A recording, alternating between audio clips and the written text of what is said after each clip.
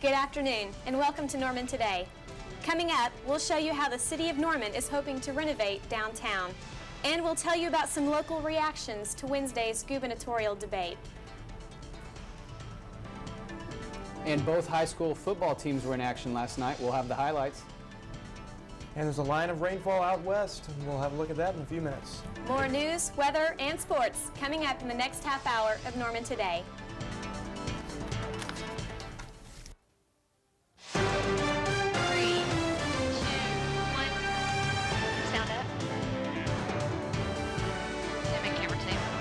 Switch graphic. All right, we're ready to come back in. Ready, BT2. Second.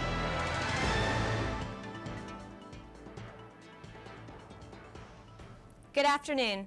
Assistant to the City Manager, Todd Jensen, says the City of Norman will hold its second weekend cleanup of the year tomorrow.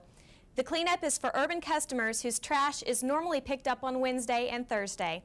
All trash items must be placed at the curb for collection. Jensen said automotive batteries, tires, motor oil, chemicals, refrigerators, and air conditioners will not be picked up.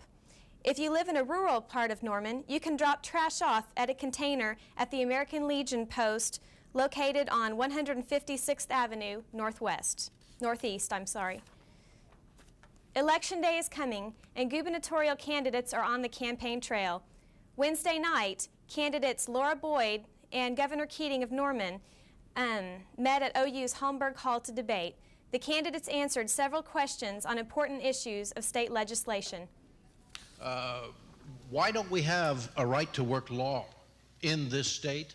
And are you willing to put it to a vote of the people, lead an initiative petition to do that?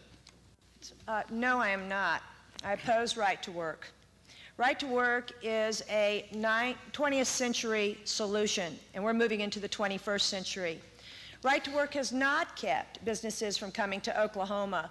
The states around us that are right to work states, particularly the southern states, have passed us by dramatically in per capita personal income. This decade alone, Louisiana has passed us up. Alabama has passed us up. Why is that? Because those states are viewed by business moving into their state as business friendly. In the next 4 years, what will you do to increase the level of education for our students and to take care of teachers who presently feel they're underpaid, particularly substitute teachers who receive oftentimes minimum wage for the work they do? As governor, during my term of office, the largest budgets ever for common education were passed by the legislature and signed by me. The largest increases ever for higher education, passed by the legislature, signed by me. The largest increases ever, the largest budgets ever for vocational technical education, passed by the legislature and signed by me. Governor Keating, we're grateful that you did sign those bills because we brought you kicking and screaming to the table to get those appropriations signed. Well, Representative Boyd, I would merely ask, you've kind of admitted that your plan will not be a tax cut for many Oklahomans who drive older cars, who pay less than $50 for a tag. I think that I would simply say to the citizens of Oklahoma, the tax cuts that we have given you in the last 3 years, have any of you noticed a single one of them out of your pocket? I doubt it. The fact is, with the car tax cut, you will know, and you'll know every year. Well, Laura Boyd is a bright and decent person, but after 6 years in the legislature and 119 bills, she never authored or co-authored any tax cut. This really is an 11th hour conversion. I'm happy to welcome you aboard the tax cutting train. I think that's a great place to find you. The legislature has been asked by me many times to cut many taxes. There are 4 motor vehicle excise taxes. Oklahoma Governor Frank Keating and Representative Laura Boyd drew a crowd of spectators for their debate Wednesday night. The 2 gubernatorial candidates squared off at the University of Oklahoma's Holmberg Hall. Norman Today's Greg Kennedy reports that they are ready to debate all over again. The race for governor is heating up. Governor Frank Keating and Representative Laura Boyd met Wednesday night for the first of 2 debates. Moderator and OU professor Mitchell McKinney says the debate was a good opportunity for both candidates. After listening to them for an hour last night, most folks went away and understood much better the differences between Representative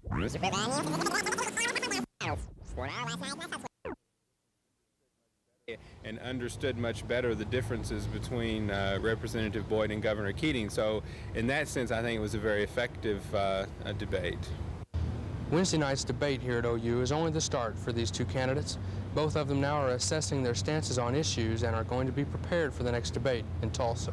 There are certain things that could happen between today, October 15th, and October 29th. New issues, something happening maybe nationally that could change from last night. So hopefully it won't be a repeat of the same questions. But she's out every day talking to groups about these issues. And certainly, the more she talks about them, the more comfortable she is with them, and we're looking forward to that second one to be even better than the first.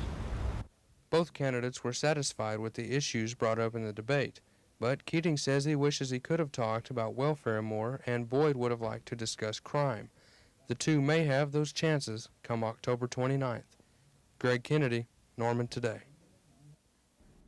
Repairs are currently underway at Starkey's Energy Center to increase student safety. But for some students who are looking for a reason to skip class, well, they'll just have to find another excuse. Jabbar Shoemate, OU press secretary, said the 15-year-old building was in need of some roof work. He said the plaza area of Starkey's is closed temporarily while workers patch up a leaky roof. Although students cannot enter the plaza area for safety reasons, the rest of the building is completely safe, including the classroom areas. This means classes at Starkey's will go on as scheduled.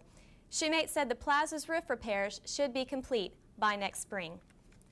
Some OU students are preparing for a liftoff tomorrow in tomorrow's Model Rocket Contest. The University of Oklahoma's chapter of students for the exploration and development of space will hold a contest at 3 p.m. in the Lloyd Noble parking lot. The rocket that travels the highest will win $100. The second highest rocket will win $30, and third place winner will receive a space shuttle model. The deadline to pre-register for the contest has passed, but contestants can register tomorrow before the contest begins. The chapter prepared packets for containing the rules for the contest that are available in room 131 of Nelson Hall or on the internet at www.ou.edu/students/SEDS. Coming up next, we have weather for the first glimpse of what's going on.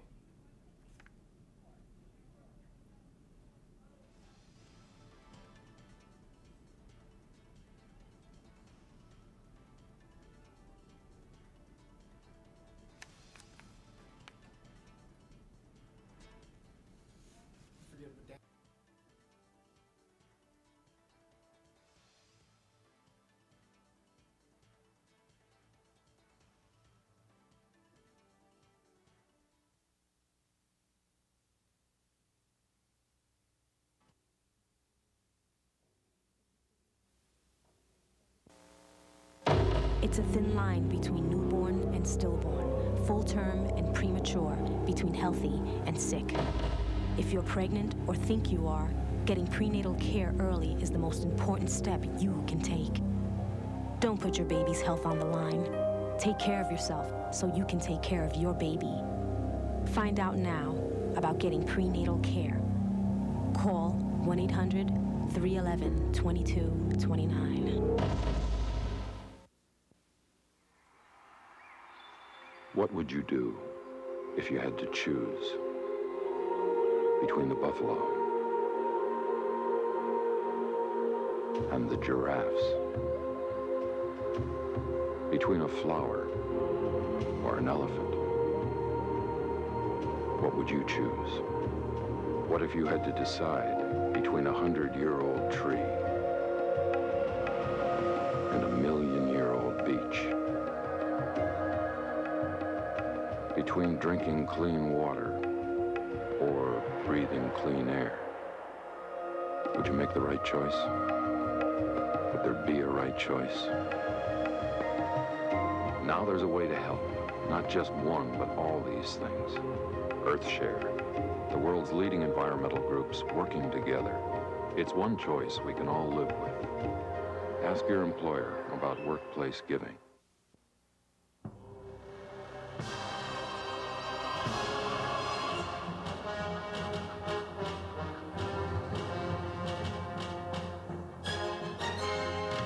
It is a test, not just of strength, but of the power of the mind. And if you complete the journey, you will be changed forever. The few, the proud, the Marines. Welcome back. You know, I think when I was on my way to class this morning, I felt a raindrop or two falling on my head. Was that my imagination or what? No, we did have a few sprinkles earlier. In fact, that's kind of why we had a little pause before that commercial break. We're holding you in suspense because we have some good weather information coming up, some chances of rain today and lagging on into tomorrow also. Let's look at the currents right now. Right now, temperatures are in the mid-70s. 74 degrees is our current temperature. Humidity pretty high, 78%. Pressure at 29.90, and it's steady, and the winds are out of the south-southwest at 15 miles an hour. Almanac showing we should be at 74 degrees for an average high yesterday, a little bit above that, 79. Today, I think we're going to sink on the other side of that, a little bit below that. But notice our morning low really wasn't that low. 68 degrees was our morning low for this morning, so that's a little bit above normal. It felt a little muggy this morning if you were out there early. Allergy report, pretty much the same situation as yesterday. Not all that good, sorry to say. Grass and weed in the moderate category and mold in the high. All right, let's go ahead and look at that rainfall forecast for today. Lee Trough off the edge of the Rockies, and there's actually a dry line also associated with this in the western sections of Oklahoma actually right now. Line of rain extending from north central Oklahoma on down into the southwest, and that's there currently. The sprinkles you felt earlier, well, the actual line of rainfall is further west. What you felt was the outflow boundary, which is basically just the cold air coming out of the storms, progressing further eastward, and caused a few clouds to pop up over our area, and there we got a few sprinkles earlier from that. Also to note, some snow advisories for northern sections of the Colorado Rockies, so ski resorts could be getting some good snowfall there, and also some freeze and frost advisories for areas in Oregon and northern Idaho. So there certainly is some cold air in behind the system, and we'll be seeing some reflections of that in our extended forecast. For today's highs, though, most of the warm air is going to remain to the east of us. We should stay in the 70s throughout much of the central plains. Cool air, though, up to the north. Look at those 30s throughout sections of Wyoming and 40s in Montana, so there is some very cool air out there. As we go into the Oklahoma highs today, looks like most of us will stay in the 70s. A little warmer as we go down south in Ardmore. Actually, Lawton may be a little bit lower than that as they had some rainfall move through just recently, helped cool them off a little bit. McAllister, the warm spot at 80 degrees and 77 in Ponca City. Overnight, lows look pretty nice, 72 in Ardmore. That's about the warmest out there. Some lower 60s to the north, and look at Guyman, seeing the effects of that cool front already moving through. 43 for a low overnight. So today's forecast, windy, mostly cloudy, some rainfall coming in the afternoon hours and lagging into the overnight. 76 degrees for a high. South wind 20 to 30, very gusty, so wind advisories are out for much of the state right now. Showers and thunderstorms likely overnight, 68 degrees, and the south wind stays a little brisk. The actual front, though, won't move through until late tomorrow or midday tomorrow, with the winds shifting to the northwest, staying a little brisk, and some lingering showers and thunderstorms could be in the forecast and should be in the forecast for tomorrow morning and early afternoon until that front goes ahead and moves through. And that gives us a cool down as we go into Sunday and Monday. Monday we get down to 63 for a high, and a few more clouds around Monday. They'll slowly taper off as we go into Tuesday and Wednesday, a little more sunshine. Temperatures slowly on the rise, but looks like we'll stay below normal for the better part of early next week because of this cold front that'll be helping us out. Wow, looks like I'll have to dig my umbrella out of my closet somewhere and start using it again. Yeah, you might need it this evening. Coming up next, we have sports.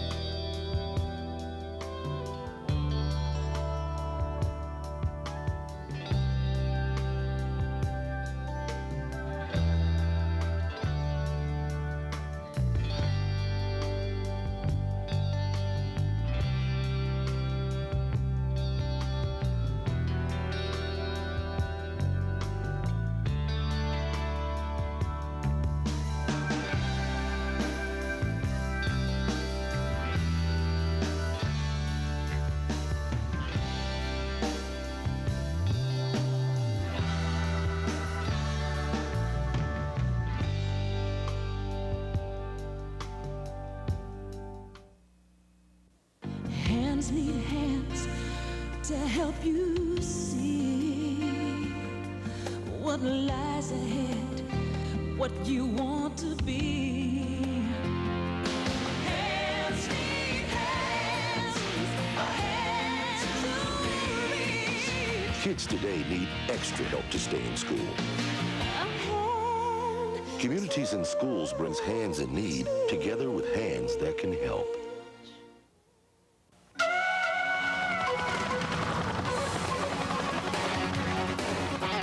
Get ready!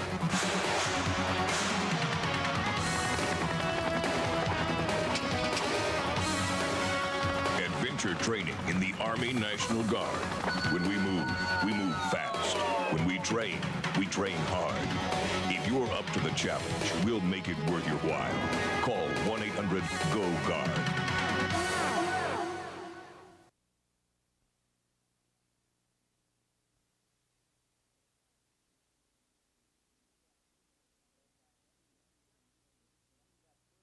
Led by an exceptional running back quarterback combo, Devin West and Corby Jones. West averages over 190 yards a game and is second in the Big 12 and the nation in rushing behind Ricky Williams of Texas. Quarterback Corby Jones throws for 114 yards a game and runs for another 49 yards. OU head coach John Blake says he is impressed with Jones. I mean, he's not just a quarterback. I mean, he's a running back there. I mean, he breaks tackles. He's very smart. I mean, his dad was, his dad had just passed away, and I know it tells a lot about that young man to continue to hang in there. But he's been around coaching for a long time, and he's a very mature quarterback. And it was a rare night for Norman High School football teams. Both Norman High and Norman North were in action on Thursday. Norman North was at Harv Collins Stadium to take on the Edmond Santa Fe Wolves. Let's go to the action. Coach Del Brown looking for his third win on the young season as the new North coach. In the first quarter, Santa Fe struck first with this 46-yard touchdown play from Gerard Allen to Trevor Miller. Edmond up 7-0 early. Then Allen completes the pass, and the receiver is hit hard by number 10, Bradley Ryan, jarring the ball loose. Santa Fe recovers, though, and that led to an incredible 47-yard field goal by Santa Fe's Laisel. Not bad for a high school kid. In the second half, Norman North's Tyson Meek is going to have a great run here, but he fumbles the ball away to Edmond. That was one of 3 turnovers on the night for Norman North. The Norman defense tried to save the evening, though, but they didn't have much luck. You're going to see Mo Pierre here with the sack of quarterback Gerard Allen. But it was too little too late. North comes up short and lost 17-0. North's record drops to 2-2 in district play, 2-5 overall. Norman had a much better night, though. They traveled to Putnam City and beat the Pirates 38-3.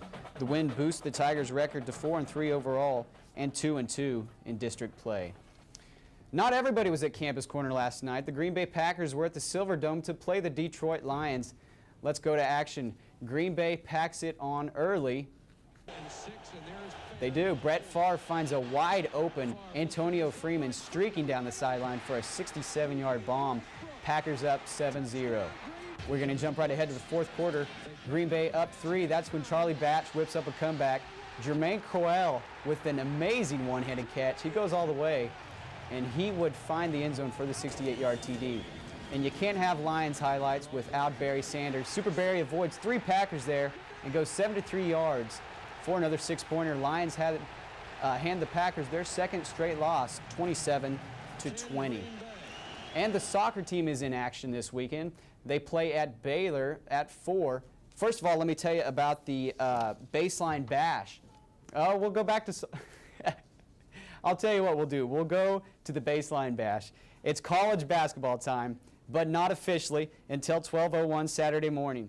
The Sooner basketball team will hold their annual Baseline Bash at the Lloyd Noble Center. Admission is free to all, and the festivities begin at 10:30, but practice doesn't start until midnight.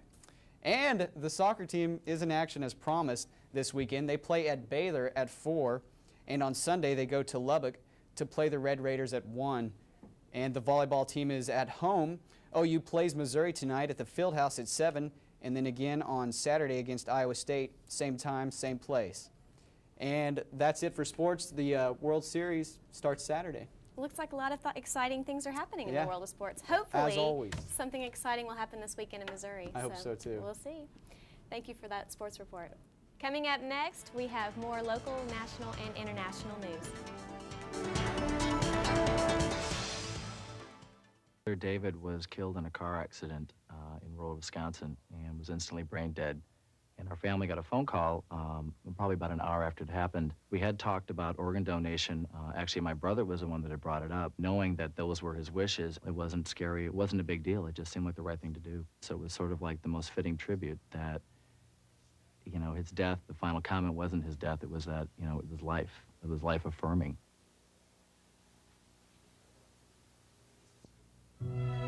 I'd like you to meet my family. These are my brothers. These are my sisters. And this is our home.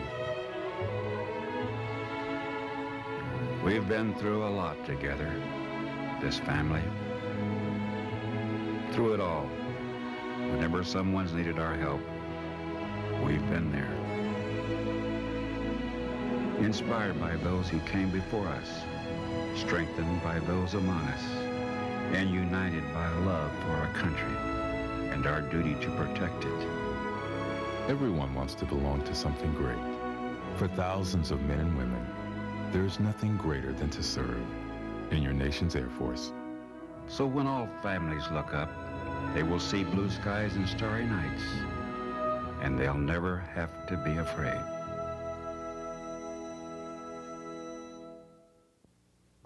It isn't an order or a command. Protocol doesn't require it. The oath of enlistment doesn't refer to it. So why do sailors devote so much time to helping Americans in need? To instituting programs on their behalf? Because when you're in the Navy, you go wherever the battle is.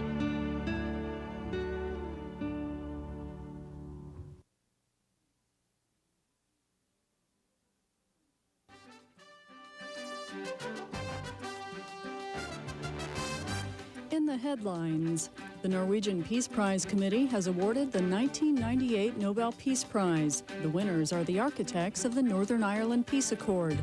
Catholic leader John Hume and Protestant David Trimble will share the honor. Pope John Paul II is celebrating his 20th anniversary as leader of the Roman Catholic Church.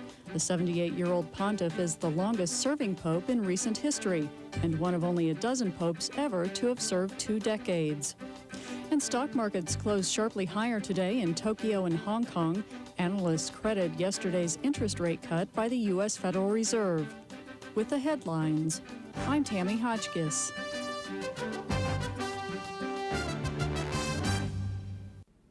Welcome back. The rapid expansion of Norman's west side has flooded the area with merchants. Many residents of central and eastern Norman are forced to drive westward to seek restaurants, apartment complexes, and specialty stores. However, downtown Norman may soon give these West Norman businesses a run for the money. Downtown Norman just ain't what it used to be. By several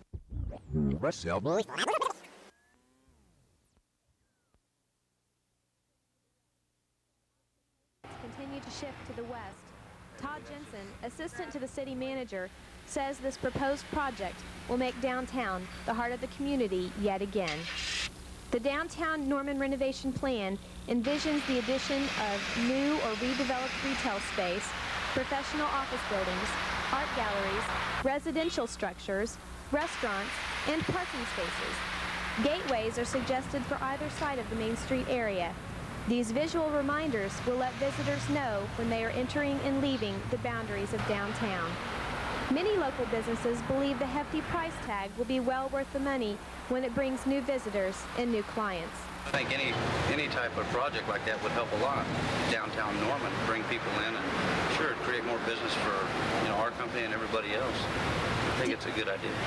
Plans for the renovation of downtown include a park being built here at the Norman Depot on Jones Avenue. Although these renovations will cause a business boom here in downtown, possibly, many Norman residents are not quite as happy about these improvements. I think that's crap. Personally, I don't even think the residents around here appreciate that kind of stuff. They don't come down here for any reason. They go to Walmart.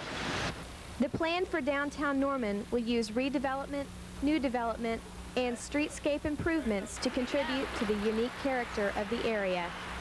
However, Jeannie Flanagan of Flanagan's Costume Shop warns that the city should take care not to tear down the area's quaint and historic buildings and houses until all the necessary money is raised.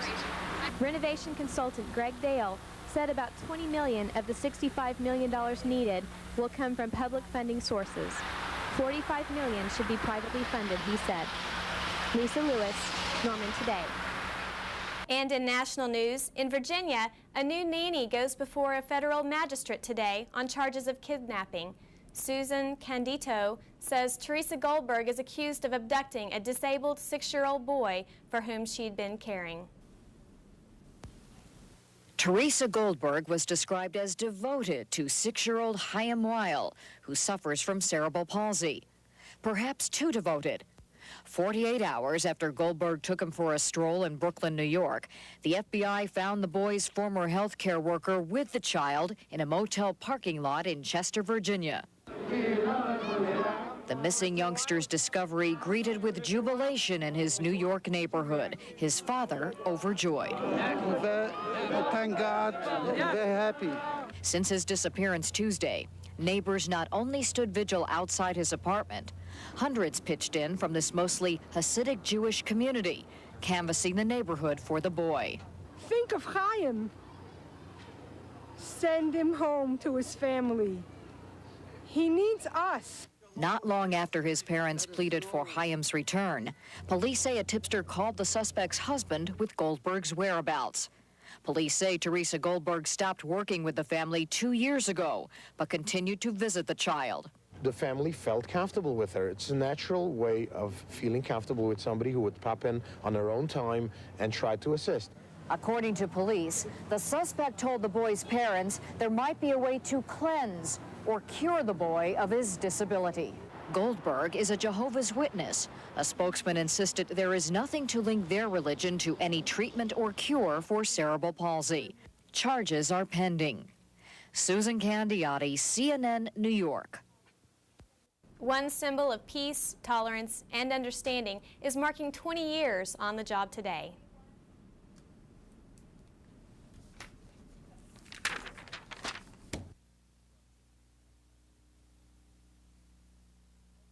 You have to read. You have to read. She doesn't have the Pope. Pope John Paul is celebrating his 20th anniversary as leader of the Roman Catholic Church.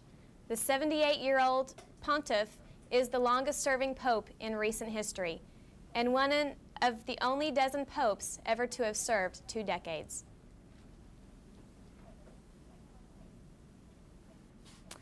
Well, what do you think about the weather this weekend? How are we going to be looking? This weekend should be pretty good weather-wise. Do have a chance of showers, though, for the football game in Columbia, so that may be a concern for the Sooners. Well, as far as Missouri goes, what do you think? Are they a pretty good team? Oh, they're pretty good. They're ranked number 20 in the top 25. We're going to have our hands full. We're going to be a heavy underdog in this game. But maybe the weather will play in our favor. I think we need all the help we can get. Well, yeah. And for those of you that can't go to the game up in Columbia, tonight they're having the Baseline Bash, and that's at Lloyd Noble Center. And it's going to start around 10:30. There's going to be giveaways, and there's going to be shooting contest for the fans, and coaches, players signing autographs. Should be a good time, and it's free. Are you going to be there? Maybe. Maybe the Channel 48 News team will, make an appearance there. Who Might knows? have highlights of it on Monday. Well, thank you very much for joining us today, and join us next Monday.